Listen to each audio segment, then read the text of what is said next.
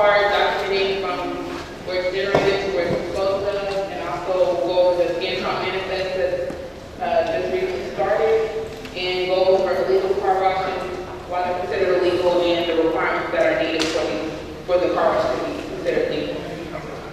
Chapter 47, Article 11, City Regulated Waste is a very lengthy definition. It includes grease trap waste, lint trap waste, oil and water, anything from pavement washing, truck washing, stationary car washing, anything to that nature.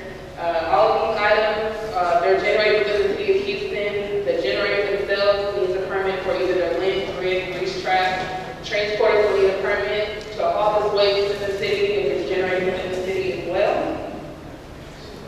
And all city regulated waste transporters must be permitted by the special waste section. And the waste is generated within the city. All transporters must leave the generator copy of the manifest before leaving the site. That's the first part of documenting the waste. They have to leave that form where it's generated. The transporter is responsible to go ahead and issue the generator return copy 15 days after the waste has been picked up. And the generator is responsible to keep those two items on site for up to 5 years. And also this is going into the cradle to grave process. The generator is responsible for the waste from when it's created until it's disposed of. For transporters, there's pressure washers and regular transporters. You can go ahead and get your application at the website there at the top. Fill out the form, click on pressure washer. If you're a pressure washer, if you're not, you click the appropriate link to get the appropriate application. In the event you're not able to get the application online, you can go ahead and take down my email address. It will pop up at the end, and my contact information. I can go ahead and email you a copy if you need that. Parts of the pressure washing application, there's two parts of the actual application that you need to submit, fill out different paperwork, and then we also have the pressure washer come out to our location and do a demonstration to verify if your booms and your reclaim works properly, things of that nature, because it may be water from going down the storm drain. Whenever you apply for the permit, we have yearly permits and monthly permits. The yearly permit is not considered the typical year, like if you get it today, it expires this time next year. Actually, the permitting year starts February 1st and it ends January 31st. Everyone's permit expires at the same time. In the event, like I said, if you have a temporaries are good for 30 days. You can only get a temporary 3 times within a permitting year. And those are good for 30 days people at a time.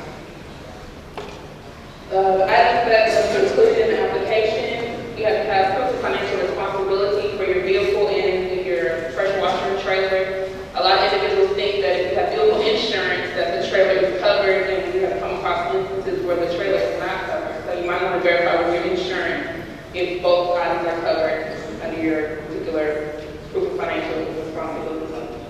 We'll also ask for your vehicle information, the make, the model, how big the tank capacity is, your VIN number, it's already been assigned a city truck number, what number that is, and the license number.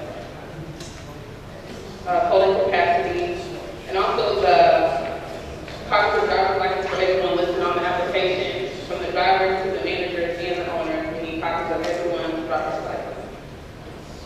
The application fee is $115, which is due at the time of submitting your application.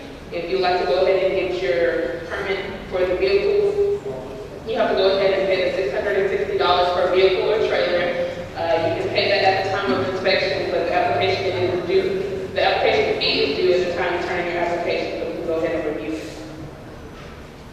With the permit amendments, anytime you have a permit that's only good for your company, in the event you choose to sell your company to someone else, they're responsible to get their own permit. They're non-transferable.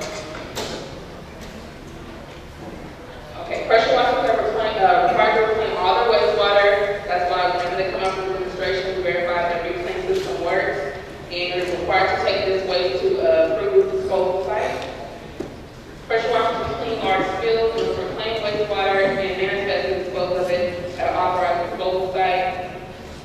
All pressure washers or all transporters need to go ahead and manifest any type of waste that they'll be hauling. That's very important documentation to have with you. You're required to have that in your vehicle, and if you have a spill or anything, that will determine the type of process they need to use to go ahead and clean up the waste. They can review your paperwork and see what type of waste you're hauling.